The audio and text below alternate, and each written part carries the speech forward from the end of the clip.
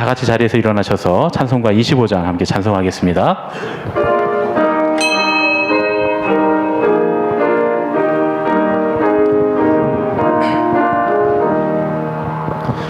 멸류관 벗어서 주 앞에 드리세. 저 천사 기쁜 노래가 온 땅에 퍼지네. 내 혼악 깨어서 주 찬송하여라. 온 백성 죄를 속하신 만왕의 왕일세. 멸류관 벗어서 주 앞에 드리세. 그 손과 몸의 상처가 영광 중 빛나네. 하늘의 천사도 그 영광 보고서 고난의 신비 알고자 늘 흠모하도다. 멸류관 벗어서 주 앞에 드리세. 온 세상 전쟁 그치고 참 평화 오겠네. 주 보좌 앞에서 온 백성 엎드려 그 한량 없는 영광을 늘 찬송합니다.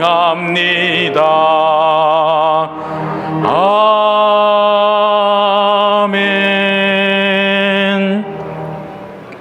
기도하겠습니다. 오늘도 우리를 주님만 의지하며 주님의 뜻대로 살아가는 광야로 부르시는 하나님 아버지, 감사와 영광과 찬송을 주님께 돌려드립니다. 우리가 드리는 이 예배를 받아 주시옵소서. 이 예배를 통해 주님의 말씀을 듣고 우리의 삶이 온전히 주님의 기뻐하시는 뜻을 따르는 광야의 삶이 되도록 인도해 주시옵소서. 우리 주 예수 그리스도의 이름으로 간절히 기원하옵나이다. 아멘. 우리 모두 조용히 지난 한 주간 우리의 허물과 연약함을 주님께 고백하겠습니다.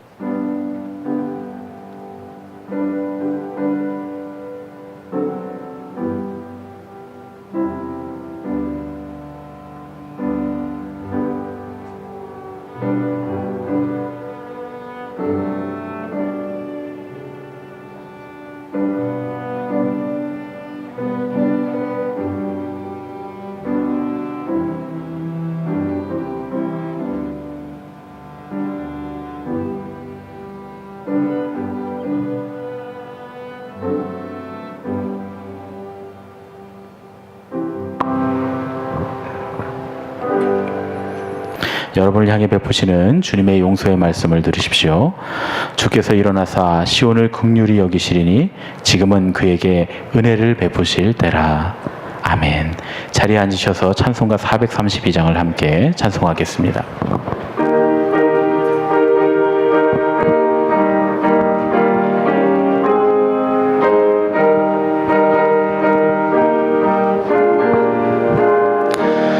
큰 풍랑이 이 배를 위협하며 저 깊은 물이 벌려 달려드나 이 바다에 노져 항해하는 이 작은 배 사공은 주님이라. 나 두려움없네 두려움없도다. 주 예수님 늘 깨어 계시도다. 이 흉흉한 바다를 다 지나면 저 소망의 나라에 이르리라. 큰 소리로 물결을 명하시면 이 바다는 고요히 잠자리라. 이 환하게 밝아올 때 나 주 함께 이 바다 건너가리. 나 두려움 없네 두려움 없도다. 주 예수님 늘 깨어 계시도다. 이 흉흉한 바다를 다 지나면 저 소망의 나라에 이르리라. 아멘. 오늘 우리에게 주신 하나님 말씀은 출애굽기 1장 1절로 14절 말씀입니다. 구약성경 출애굽기 1장 1절로 14절 말씀을 우리 함께 합독해서 읽겠습니다. 야곱과 함께 각각 자기 가족을 데리고 애굽에 이른 이스라엘 아들들의 이름은 이러하니 르우벤과 시므온과 레위와 유다와 이사갈과 스불론과 베냐민과 단과 납달리와 갓과 아세리요. 야곱의 허리에서 나온 사람이 모두 70이요 요셉은 애굽에 있었더라. 요셉과 그의 모든 형제와 그 시대의 사람은 다 죽었고 이스라엘 자손은 생육하고 불어나 번성하고 매우 강하여 온 땅에 가득하게 되었더라.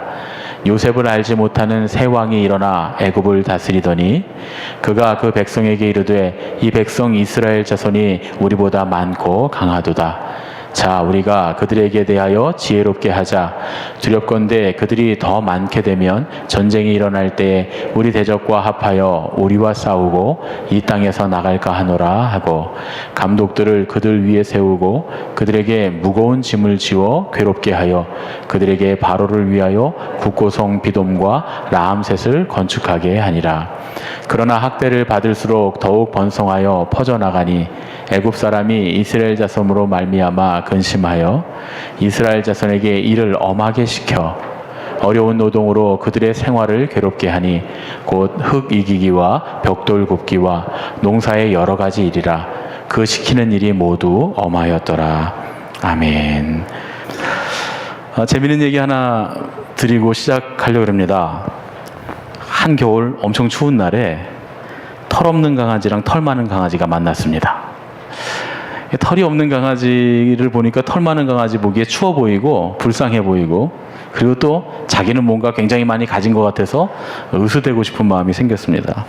그래서 털 많은 강아지가 털 없는 강아지를 비웃으면서 약을 올리면서 얘기합니다. 야, 너는 털이 없으니까 진짜 춥겠다. 그랬더니 털 없는 개가 하하하 웃으면서 대답을 합니다. 걱정하지 마. 난 뒤집어 입었거든. 이렇게 얘기를 했다는 얘기예요. 예전에 그 1박 2일이라고 하는 프로그램을 제가 우연히 봤는데 제가 뭐 TV를 자주 보지는 않습니다만 가끔 보다 보면 재밌는 것들을 좀 봅니다. 중국 하얼빈 특집이라고 해서 나왔는데 한겨울에 그 하얼빈이 얼마나 추운지 바지에 청바지에 이렇게 물을 적셔서 세워놓으면 그냥 그대로 서 있습니다. 무슨 얘기인지 아시겠죠? 사람이 입지 않아도 물을 적셔서 이렇게 잠깐 세워놓으면 그냥 그게 그대로 얼어서 청바지가 혼자 서 있습니다. 그 정도로 추운데 그러니까 너무 추우니까 제작진들이 출연자들에게 선물을 줬는데 뭐냐면 털이 막 길게 나 있는 그런 털이 북실북실하게 달려있는 그런 옷들을 선물을 했어요. 보니까 보기에도 굉장히 따뜻해 보이는데 출연자들이 그 옷을 이렇게 입더니 하나도 안 따뜻하다는 거예요. 오히려 더 춥다는 거예요. 이 털이 이렇게 밖으로 나 있으면 따뜻해 보이긴 하는데 실제로는 안 따뜻합니다. 오히려 털이 안쪽으로 들어간 옷들이 대부분 더 따뜻합니다. 그렇죠? 그래서 우리가 내피로 이렇게 털을 입기도 하고 또 우리가 잘 입는 그 오리털 파카 같은 것도 다 대부분 털이 안에 들어가 있죠. 밖으로 나와 있지 않습니다. 그걸 보면서 이런 생각이 들었습니다. 그렇구나. 우리도 마찬가지로 겉으로 보기에 부유해 보이고 많은 것을 가진 사람, 이 육신이 부유한 사람보다 이 내면, 영혼이 부유한 사람이 훨씬 더 행복하겠다. 그런 생각을 해봤습니다. 겉으로 보기에는 세상 사람들이 행복하다고 말하는 조건들을 많이 갖고 있는 사람들도 얼마든지 불행할 수 있습니다. 하지만 겉으로는 불행해 보이고 고통스러워 보여도 그 내면에 만족함이 있고 삶의 희망이 있는 사람들이 더 행복할 수 있다. 그런 얘기입니다. 얼마 전에 제가 어떤 분의 글을 읽었는데 그 글에 보니까 한국에 와서 미국에 사시는 분인데 미국에서 그래도 꽤 자리를 잡고 부유하게 사시는 생활 수준이 높은 분이었습니다. 그런데 한국에 잠깐 다니러 와서 한국 사람들 사는 모습을 보니까 미국에서 내가 꽤 잘 산다고 생각했는데 한국에는 그냥 보통 일반적으로 사는 사람들이 자기보다 훨씬 편하게 살더라는 거예요. 전화 한 통하면 배달 다 해주죠. 예. 집집마다 LED 등으로 다 바뀌어 있죠. 심지어 요즘에 냉장고랑도 대화를 하죠.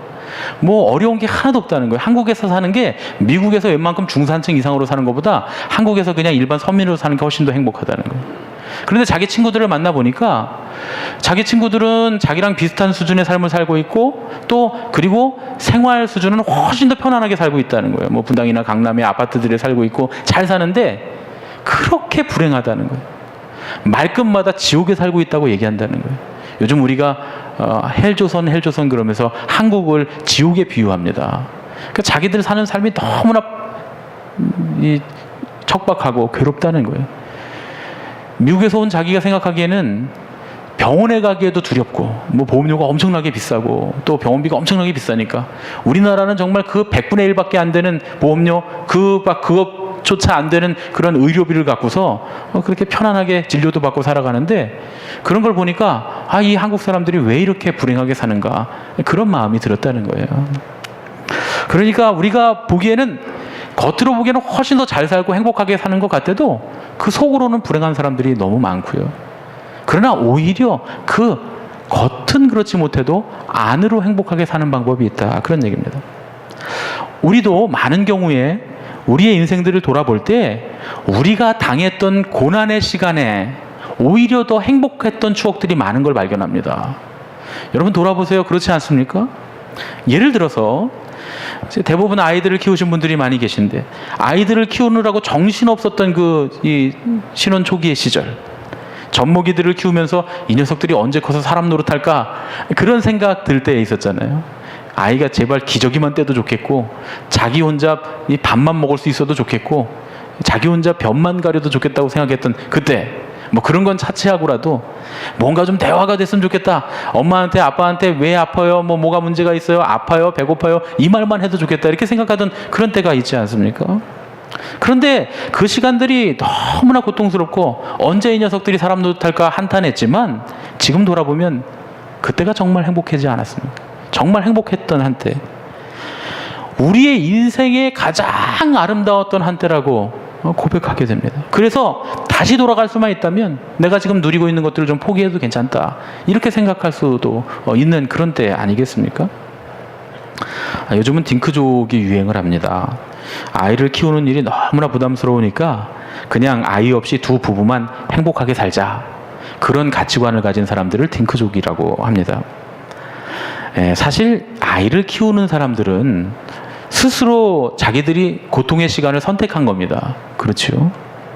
뭐 애초부터 아예 결혼하지 말고 혼자 살면서 연애나 하고 여기저기 이 사람 저 사람 만나고 친구들 만나고 놀러 다니고 그렇게 살면 더 자유롭고 더 누리면서 살 수 있는데 굳이 결혼을 합니다.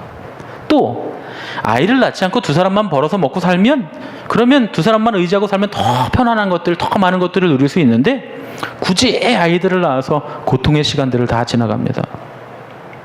그런데 그렇게 선택한 고난의 삶이, 그 고통스러웠던 시간들이 뒤돌아보면 우리 인생의 가장 행복이었구나 이렇게 고백하게 됩니다. 왜 그럴까요?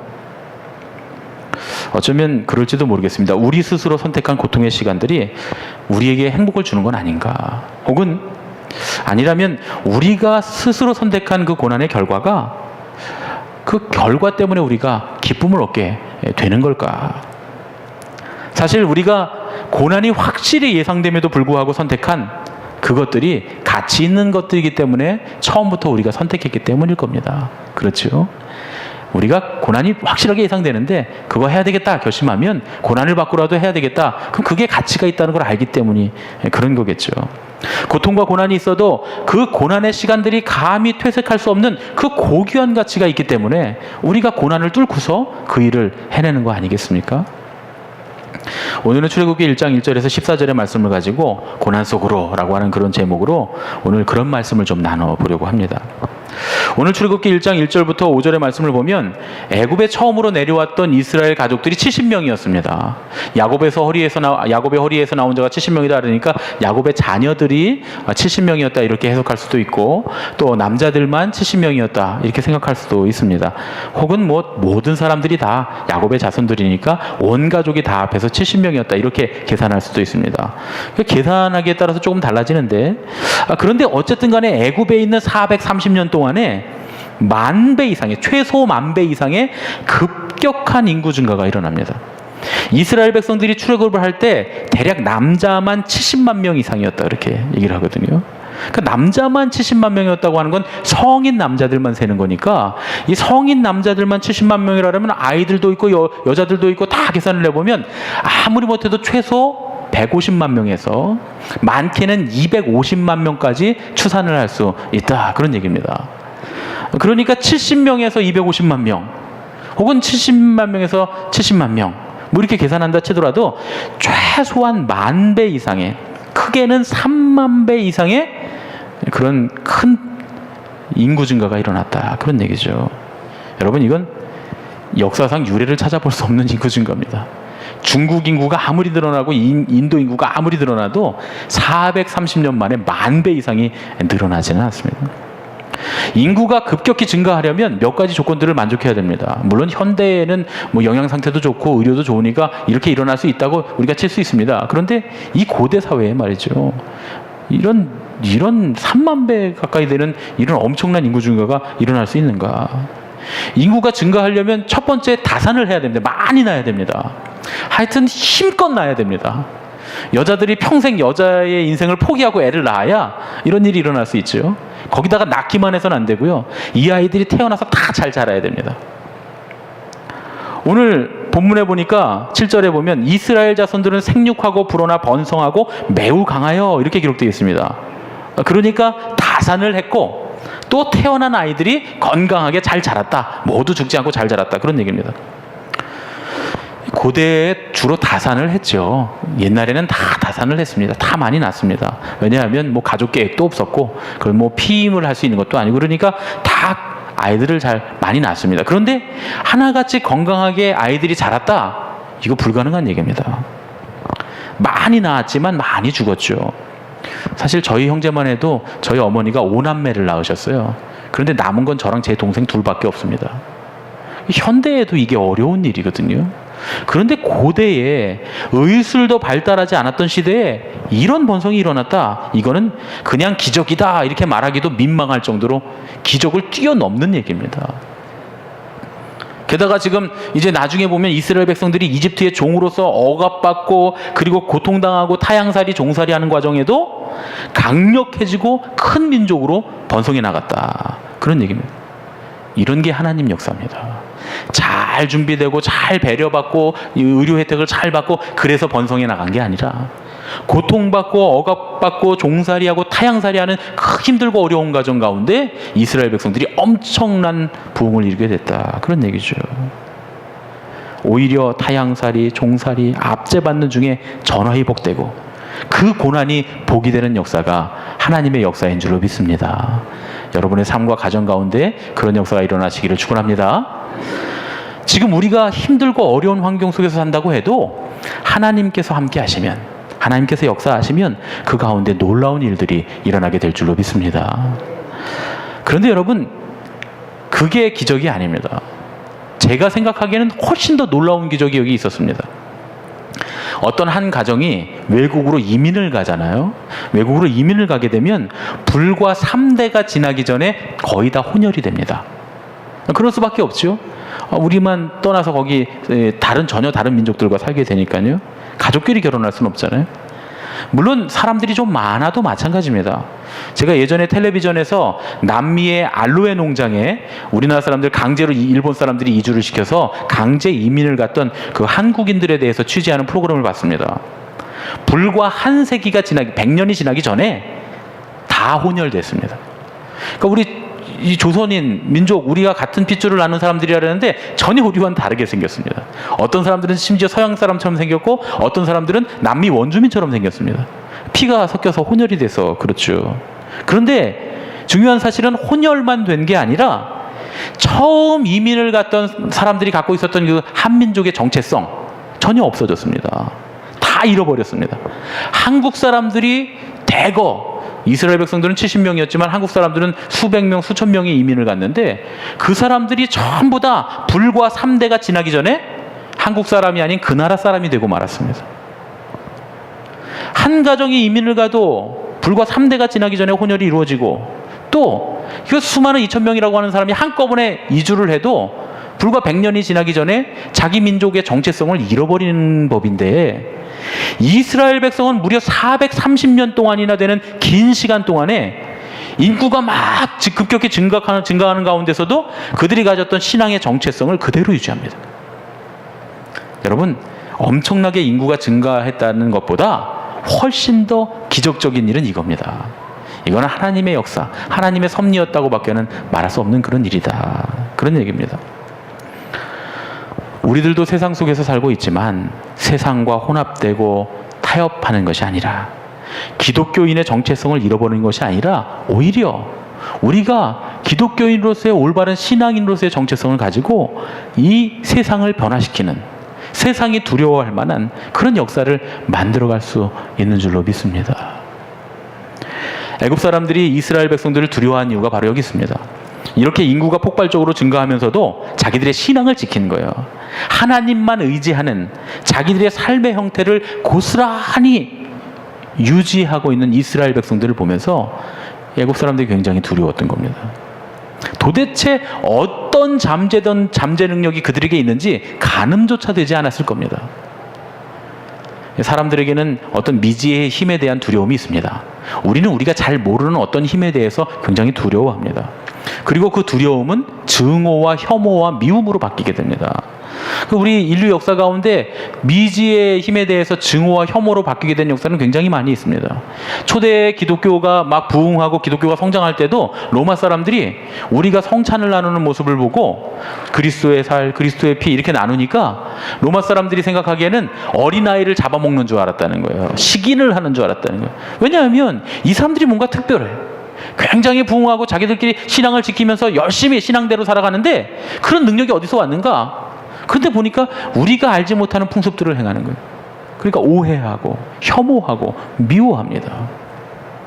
이런 일들은 역사 가운데, 문화 가운데 문화들이 충돌하는 세계에서는 언제나 일어났던 그런 일들이죠. 애굽의 왕이 이스라엘 백성들을 박해했던 이유도 여기 있습니다. 미지의 힘에 대한 두려움. 그런데 여러분, 옛날에는 세상이 교회를 두려워했습니다. 왜냐하면 뭔가 우리들은 알 수 없는 것을 가졌는데 굉장한 힘을 갖고 있었기 때문이죠. 삶을 변화시키는 능력, 삶을 교정하는 능력, 세상을 이끌어가는 능력이 교회에 있었습니다. 여러분, 독립운동 당시 우리나라 기독교 인구가 2%였습니다. 우리나라 인구의 70%가 천도교인이었습니다. 그런데 여러분, 민족대표 33인 중에 절반 이상이 기독교인들입니다. 그래서 3.1운동의 주동자들이 기독교인이 된 거 아니겠습니까? 그리고 사회에 지대한 영향력을 미치고, 기독교인이면 다 지식인이고 기독교인이면 다 인격자고 정말 본받을 만한 사람들로 그렇게 추앙받았습니다. 그런 능력이 있었어요. 그런데 요즘은 세상이 교회를 두려워하지 않습니다. 오히려 교회를 무시하고 멸시하고 조롱합니다. 비웃습니다. 그리고 그리스도의 이름이 땅에 떨어져서 밟히는 시대가 됐습니다. 왜 그럴까요? 우리 때문입니다. 우리 때문에. 우리가 세상에 살아도 우리의 신앙의 혈통을 지키고 천국 백성으로서의 하나님 나라의 백성으로서의 자부심을 지키면서 살아가야 되는데, 오히려 세상 사람들보다 더 세상 사람들처럼 살고 있기 때문에, 그래서 예전처럼 교회를 향해서 세상 사람들이 경외감을 갖고 두려움을 갖고 있는 것이 아니라 우스워서 비웃고 있는 겁니다. 하나님께서 원하시는 하나님의 백성은 세상에 살아도 세상에 물들지 않는 사람들입니다. 비록 그렇게 사는 데는 고난이 있습니다. 세상 사람들 같지 않게 정직하게 살고, 세상 사람들보다 더 높은 가치를 추구하며 살고, 세상 사람들보다 더 고귀한 가치를 추구하면서 살아야 되는데, 물론 거기에는 고난이 따르게 되어 있습니다. 그러나 그 고난이 있지만 그렇게 사는 것이 우리가 사는 길이고 진짜로 우리가 행복해지는 길이다. 그런 얘기입니다. 세상 사람들처럼 살아보십시오, 여러분. 모든 것이 불만족스럽고 많이 갖고 있어도, 많이 입고 있어도 불행합니다. 오늘 말씀 보니까 애굽에 요셉을 알지 못하는 새 왕이 일어났다 이렇게 말을 합니다. 그런데 이 말은 왕이 바뀌었다 그런 뜻이 아닙니다. 학자들이 연구 결과로 말하기를 이때 애굽의 왕조가 바뀌었다는 거예요. 이제 힉소스라고 하는 그런 이방인들이, 이민족이 이집트에 대거 침입을 하게 됩니다. 이집트가 아프리카의 최북부 북단에 있잖아요. 그러다 보니까 육로를 통해서도 공격을 받고, 그 이집트가 늘 저기 멀리 있는 그 아수르나 또 바벨론이나 이런 그 메소포타미아 나라들과 늘 전쟁하지 않습니까? 그래서 이 이스라엘 땅이 늘 전쟁터였죠. 그런데 그것만 그러냐? 아닙니다. 여러분 아시는 것처럼 뭐 클레오파트라 여왕 이런 얘기 들어보면, 뭐 플루타크 영웅전 이런 데 보면 지중해에 있는 나라들이, 뭐 그리스를 비롯한 지중해에 있는 나라들이 늘 이집트를 공격합니다. 늘 침략을 받았어요. 그런데 이때 이 시대에도 이 이집트 왕조가 고대의 가장 큰 왕국을 이루고 있었는데, 이때 이 역사적으로 기록된 것으로 볼 때는 가장 최초로 이민족들의 침략을 받게 됩니다. 힉소스라고 하는 그런 민족들인데요. 이 힉소스라고 하는 이민족들이 침략하고 이집트를 다스리기 시작하는데, 그것으로 인해서 전쟁이 벌어지니까 이집트 왕조가 완전히 무너지고, 그리고 이집트가 완전히 4분 오열됐습니다. 다 분열돼서 갈라졌습니다. 그런 상태에 있던 것들을 힉소스 민족을 몰아내고 그 분열되어 있던 왕국을 하나로 합친 사람이 누구냐 하면 투투모스 1세라고 하는 사람입니다. 이제 한글로 표현할 때는 투투모세 1세라고도 합니다. 왜냐하면 뒤에는 모스라고 하는 말이 우리가 알고 있는 그 모세와 똑같은 이름입니다. 이 투투모스 1세라고 하는 사람이 이집트의 제18왕조를 세우게 됩니다. 그런데 학자들이 말하기를, 이제 많은 학자들이 지지하는 바는 이 투투모스 1세 때부터 이스라엘에 대한 박해가 시작됐다는 거예요. 극심한 박해가. 왜 그랬을까요? 당연한 얘기입니다. 이 이민족들이 침략해서 이집트가 막 분열되고 엄청난 고난을 겪은 다음에 다시 이집트를 통일하고 왕국을 만들고 보니까 이미 그 땅 안에 엄청나게 큰 이민족이 살고 있는 거예요. 이 이스라엘이라고 하는 엄청난 이민족들이 그 안에 살고 있습니다. 그러니까 오늘 본 말씀대로 두려워하기 시작하는 거예요. 걱정되기 시작한 겁니다. 우리 안에 이미 이 큰 이민족이 살고 있는데 언젠가 또 전쟁이 일어나서 예전에 힉소스족이 쳐들어와서 이집트를 완전히 산산조각 낸 것처럼 이 사람들이 다른 민족들과 합세해갖고 이집트를 그렇게 산산조각 내고 자기들 땅으로 돌아가 버리면 어떡하냐 하는 두려움이 있었던 겁니다.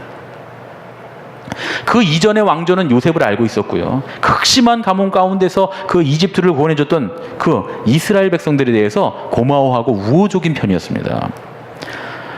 우리가 가끔 생각할 때 이스라엘 백성들이 이집트에서 살던 430년 동안 고난을 받았을 거다 이렇게 말합니다. 그래서 우리나라 예전에 그 일제치하에 있었던 40년간을 이 출애굽의 과정으로 표현하는 사람들도 있습니다. 그런데 사실은 그렇지 않습니다. 이스라엘 백성들은 이 억압당하고 착취당한 것이 아니라 한 300년 어간을 굉장히 귀중한 대접을 받았습니다. 이스라엘 사람들이 이집트에서 하는 대부분의 시간들이 편안했습니다. 최소한 힉소스족의 침략 이전의 왕국까지는 요셉의 행적을 기리고 이스라엘 백성들을 선대했다 그런 이야기죠. 그래서 최소한 300년 이상 이스라엘 백성들이 그곳에서 편안하게 살았습니다. 그 알 수 있는 예가 뭐냐면 이스라엘 백성들이 살던 이 고센이라고 하는 땅이 이 애굽에서는 가장 북쪽의 나일 삼각주에 위치한 가장 좋은 땅이었습니다. 이스라엘 백성들이 이집트의 가장 좋은 땅에 살고 있었어요. 우리말로 하면 한국의 뭐 강남에 살고 있었다 그런 얘기죠. 그러니까 얼마나 대우를 받았는지 알 수 있죠. 그런데 새로운 왕조가 등장하면서 이스라엘이 고난을 당하기 시작합니다. 제18왕조인 투투모스 1세 때부터 이제 고난을 받아서 19왕조 때였던 라암셋 2세 때 이스라엘 백성들이 출애굽한 것으로 이렇게 역사가들이 말하는데, 그 어간이 한 100년에서 130년 정도 어간이 되는 겁니다. 그래서 학자들에 의하면 이스라엘 백성들이 나중 후반에 한 100년 정도를 극심한 고난을 당했다는 거예요. 왜 이런 고난이 왔을까요? 왜 이런 문제가 생겼을까요? 제가 생각할 때는 하나님께서 이스라엘 백성들에게 이 100년간의 고난을 주신 이유는 출애굽하게 하기 위한 준비 기간이었다 그렇게 생각합니다. 왜냐하면 너무 좋은 거예요, 이 땅이요. 이스라엘 백성들이 광야에 나가서 광야를 진행하면서도 뭐라고 얘기합니까? 비록 억압받고 노예의 신분이었지만 애굽에 있었을 때는 끓는 가마솥에 고기를 늘 먹을 수 있었다는 거. 그러면서 이집트의 생활을 추억하지 않습니까? 그렇게 극심한 고난을 당했어도 추억하는데, 만약에 이스라엘 백성들이 여기서 너무 대우받고 잘 살고 있다가 출애굽을 했다 그러면 아마 광야로 나가서 하루 만에 다시 다 돌아왔을 겁니다. 광야 땅이 그렇게 척박하고 괴로운 땅입니다. 제가 전에도 말씀드렸지만 이 성지순례를 가면, 저는 아직 못 가봤습니다만 성지순례를 다녀온 목사님들이 하시는 말씀이, 이게 성지순례를 따라서 이제 광야 애굽에서부터 이렇게 이스라엘로 가는 길을 따라가다가 중간에 가이드가 버스에서 내리라 그런다는 거예요. 그래서 광야 한가운데서 버스에서 내리라고 그래서 15분만 걸어오라 그런답니다. 그러면 내린 사람들이 다 투덜투덜대고 욕하고 난리가 난답니다. 이렇게 뜨거운데 여기에 내리라 그래서 걷게 한다고 말이죠. 여러분, 이스라엘 백성 거기 40년을 지냈습니다. 40년. 우리는 말로 하기를 이스라엘 백성들은 하나님을 무시하고 하나님을 멸시하고 하나님을 조롱하고 이곳에서 불순종하고 그래서 고난을 당했다 얘기하는데, 여러분, 우리는 15분도 못 견뎌요, 거기 들어가면. 그래서 사람들 40년 동안 있었으니 얼마나 불평불만이 많았겠습니까? 우리는 이렇게 편안하게 에어컨 나오는 예배당에 앉아서 예배를 드리다가도 목사가 5분만 설교 늦게 하면 목사가 설교 늦게까지 한다고 불평불만 하잖아요. 그런데 이스라엘 백성들은 그 광야에서 그 뜨거운 데서 40년을 살았는데 어떻게 불평불만이 없습니까? 그러니 만약에 그런 극심한 고난이 아니었다면 출애굽할 생각도 안 했을 거예요. 하나님께서 100년 동안 이 사람들에게 고난을 당하게 하신 건 할아버지로부터 손자들까지 모든 전 세대가 출애굽해야 되겠다, 이 땅을 떠나야 되겠다 하는 결심을 하게 하기 위한 출애굽의 준비 기간이었다, 그런 얘기죠. 그래서 하나님께서 그들 가운데 온전히 역사하시기 위해서 이스라엘에게 100년간의 고통을 주셨다, 그런 얘기입니다. 여러분, 요즘 세계 경제가 요동치고 있습니다.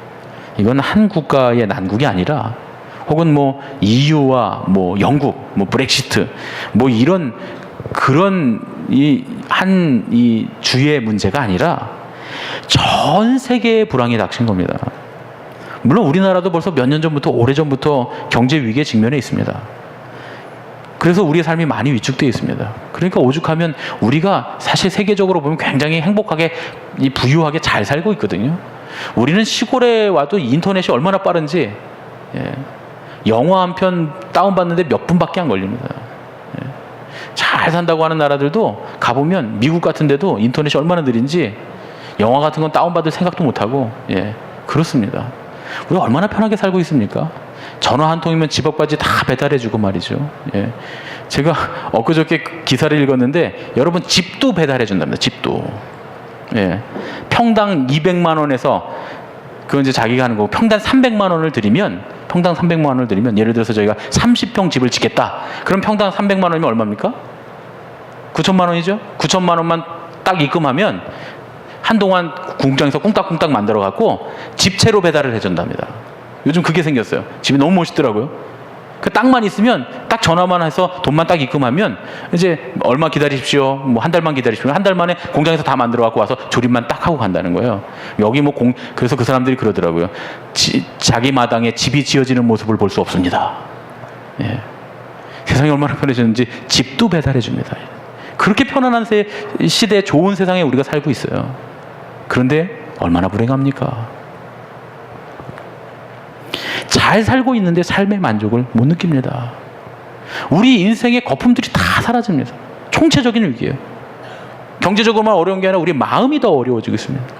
그리고 제가 판단할 때는 한동안 이 일이 계속될 겁니다. 이 고난의 시간이 우리나라에 계속될 걸로 제가 생각합니다.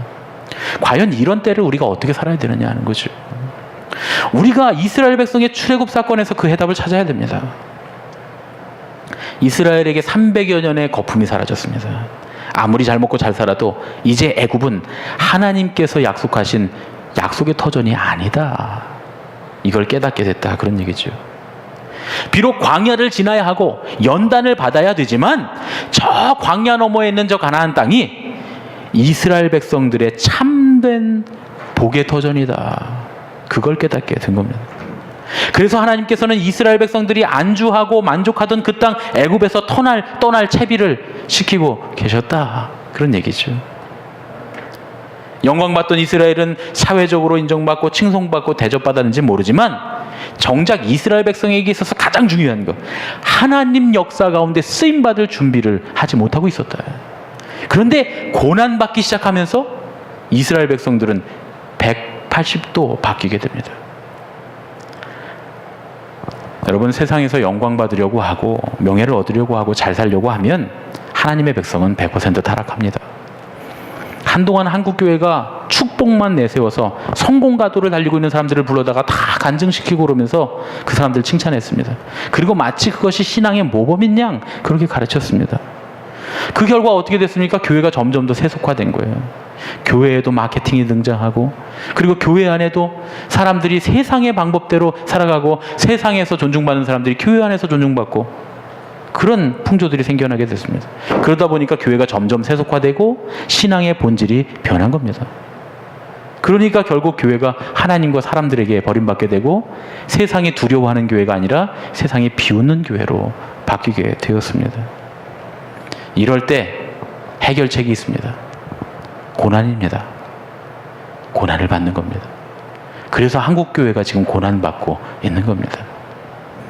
신앙도 마찬가지입니다. 우리 개인의 신앙도 세상의 영광을 추구하고 세상의 명예를 추구하고 세상 사람들 사는 걸 추구하고 살면 그 신앙은 100% 타락합니다. 우리는 더 나은 가치, 더 좋은 가치를 추구해야죠.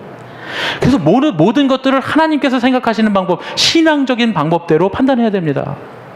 믿음의 가치, 소망의 가치, 사랑의 가치로 우리가 판단해야 되는, 세속적인 물질적인 가치로 판단해서는 안 됩니다.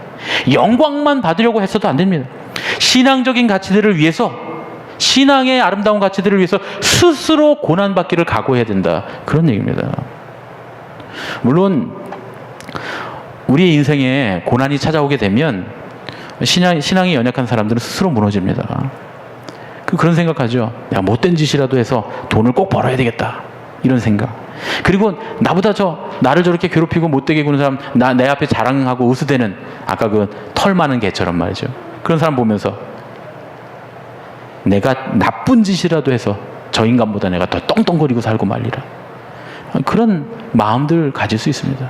그러다 보면 우리가 하고 있는 그런 세상적인 방법들이 정당화되게 됩니다. 그래도 괜찮아, 그럴만했어. 그러나 진짜 좋은 신앙을 가진 사람들은 그럴 때에도 신앙적인 방법을 선택한다 그러거든요. 고난 가운데서, 어려움 가운데서, 문제 가운데서 편법이나 불법을 사용하지 않고 하나님이 기뻐하실 만한 방법을 사용하게 되는 것, 그것이 신앙의 사람입니다. 고난이 있더라도 기꺼이 그 고난에 직면하는 겁니다. 그리고 그 고난을 뚫고 지나가는 겁니다. 광야를 뚫고 지나가지 않고는 가나안에 들어갈 수 없습니다. 그래서 우리의 신앙이 광야를 향해야 된다, 그런 얘기입니다. 고난이 예상되더라도 고난 속으로 들어갈 준비가 된 광야를 향하는 그 신앙의 비밀을 아는 사람들, 여러분, 그런 사람들이 결정적인 순간에 하나님을 만나게 되는 겁니다. 하나님의 뜻을 알게 되는 겁니다. 방향이 바뀌어서 세상에 안주하고 세상에 만족하고 세상의 방법대로 돌아가는 사람들은 아무리 그 길로 가도 그 길의 끝에서 하나님 만날 수 없습니다. 그러나 하나님의 방법대로 고난을 통과하면 그 중에 무엇보다도 가치 있는 하나님을 만나는 은혜가 있는 줄로 믿습니다. 한 가지 이야기를 전해드리고 말씀을 마치려고 합니다. 겨울이 시작되는 어느 날에 어떤 마을에 큰 불이 났답니다. 도저히 사람의 힘으로 걷잡을 수 없는 그런 불이 나게 됐습니다. 마을 사람들이 가만히 생각해 보니까 저 마을 끝에 움막에 살고 있는 수도사가 생각이 나요. 근데 이 수도사가 기적을 일으키는 사람입니다. 이 수도사가 기도하면 기적적인 일들이 많이 일어났어요. 죽어갔던 사람이 살아나기도 하고 또 여러 가지 초자연적인 일이 일어나기도 하고, 그래서 기도해서 불을 좀 꺼달라고 하자 하고 사람들이 다 모여갑니다. 그래서 수도사님, 제발 하나님께 기도해서 이 불이 꺼지도록 도와주세요. 제발 불 좀 꺼주세요. 그런데 사람들이 가서 아무리 간청을 해도 수도사가 마을이 다 불타가는데 아무것도 하지 않습니다. 그리고 나서는 그렇게 마을이 다 불탈 때까지 침묵을 지키고 앉아 있습니다. 마을이 다 불탈 때쯤이 되자 수도사가 말없이 자기 움막으로 들어갑니다. 잠시 후에 수도사가 갈대 바구니를 하나씩 들고 나와서 사람들에게 나눠줍니다. 그러면서 이렇게 말합니다. 이제 마을이 다 타서 없어졌으니까 각자 집으로 돌아가서 숯을 긁어 모으세요. 이 외국들은 다 나무로 집을 짓지 않습니까? 그러니까 산중턱에 있는 마을이 나무로 집을 짓으니까 다 타서 숯만 남게 됐죠. 사람들이 화가 나서 소리 지릅니다. 우리 놀리는 겁니까? 지금 장난하는 겁니까? 무슨 소리입니까? 화가 나서 악다구리를 치는 사람들에게 수도사가 이렇게 말합니다. 여러분, 비극은 거꾸로 뒤집힌 축복입니다. 이미 겨울이 목전에 닥쳐왔으니 근처의 여러 마을들이 숯을 절실하게 필요로 할 겁니다. 그들에게 숯을 파세요. 그 돈이면 훨씬 크고 멋진 집을 지을 수 있을 겁니다. 마을 사람들이 마을로 들어가서 수도사가 시키는 대로 합니다. 얼마나 불길이 거셌는지 불탄 집들이 너무 질 좋은 숯들로 다 바뀌어 있는 거예요. 그래서 그 숯을 주워 모아서 인근 마을에 가져다 팝니다. 그리고 그렇게 번 돈으로 이전보다 더 좋은 집들을 지을 수 있었다. 동화 같은 그런 이야기입니다. 여러분, 고난에 직면하는 것, 광야로 나가는 일, 그게 신앙에 필요합니다. 집이 다 불타 없어졌다고 거기 그냥 주저앉아서 눈물만 흘리고 하나님 원망하고 자기 신세 한탄하고 그런 사람들에게는 숯이 보이지 않는다, 그런 얘기죠. 희망이 소망이 보이지 않습니다. 그러나 피하고 싶지만 절망스럽지만 광야를 지나기를 원하는 사람들에게는 그 광야를 지난 다음에 가나안이 오게 되는 겁니다. 고난이 오면 고난 속으로 뛰어 들어가야 됩니다. 기꺼이 들어가야 됩니다. 축복된 삶을 위해서 고난이 예상된다면 그 고난은 반드시 뚫고 지나가야 되는 겁니다. 여러분, 고난을 피해가면 축복도 피해갑니다. 고난이 있다고 그 애굽에서 안주하고 말면 결코 가나안까지는 나갈 수 없습니다. 삶의 거품들이 사라지고 총체적인 난국 앞에 우리가 섰을 때, 그 고난이 우리에게 닥쳐올 때, 그 시간들은 하나님께서 우리에게 예비하신 시간입니다. 어떻게 예비하신 시간입니까? 방향을 바꾸라고 말이죠. 거기 앉아있지 말고 일어나서 더 나은 세상을 향해서 나가라는 하나님의 뜻인 줄로 믿습니다. 그래서 믿음의 사람들은 고난 앞에서 더 신앙적으로 변합니다. 고난이 다가오면 더 신앙적으로 결단하기 시작합니다. 자기 삶을 고치고 하나님께로 돌아가는 계기로 고난을 그런 계기로 삼습니다. 그러면 고난이 축복이 됩니다. 그런 얘기 있잖아요. 축복은 고난의 보자기에 쌓여서 배달된다. 그런 얘기가 있잖아요. 여러분, 고난은 축복의 포장지입니다. 겉만 고난이지 벗겨보면 그 안에 축복이 들어있습니다. 애굽의 고난을 통해서 가나안 땅을 향해 가는 출애굽을 갈망하게 하신 하나님께서 오늘도 우리의 고난을 통해서 하나님의 나라를 바라보게 하실 줄로 믿습니다. 그러니 이것은 고난이 아니라 축복입니다. 이 시간에 우리의 삶의 방향을 신앙적으로 고쳐잡아서 전화위복의 역사를 만들어 가시는 그런 여러분 되시기를 예수님의 이름으로 축원합니다. 우리 옆에 계신 분들과 인사하겠습니다. 삶의 방향을 바로잡읍시다. 삶의 방향을 바로잡읍시다. 고난이 올 때 삶의 방향을 바로잡으시기를 축복합니다. 기도하겠습니다. 사랑의 아버지 하나님, 주님의 은혜를 감사드립니다. 우리의 삶의 거품들이 다 사라지고 우리의 인생이 총체적인 난국 앞에 서 있을 때에 그 고난의 시간이 우리 인생의 출애굽을 위해 하나님께서 예비하신 시간인 줄로 믿습니다. 우리가 믿음의 사람들이라면 고난 앞에서도 신앙을 선택해야 할 줄로 믿습니다. 우리의 삶을 고치고 고난 앞에서 하나님께로 돌아가게 하여 주시옵소서. 그래서 고난이 축복이 되는 전화위복의 역사를 깨닫게 하여 주시옵소서. 이제는 우리 주 예수 그리스도의 은혜와 하나님 아버지의 지극하신 사랑과 성령님의 교통하시고 인도하심이 이제 고난의 광야를 넘어 주님께서 우리에게 주신 우리 삶의 목적, 가나안 땅의 축복을 향해 나아가기를 원하는 예수님의 가족들 머리 위에 이제부터 영원까지 함께 하셨기만을 간절히 축원하옵나이다. 아멘.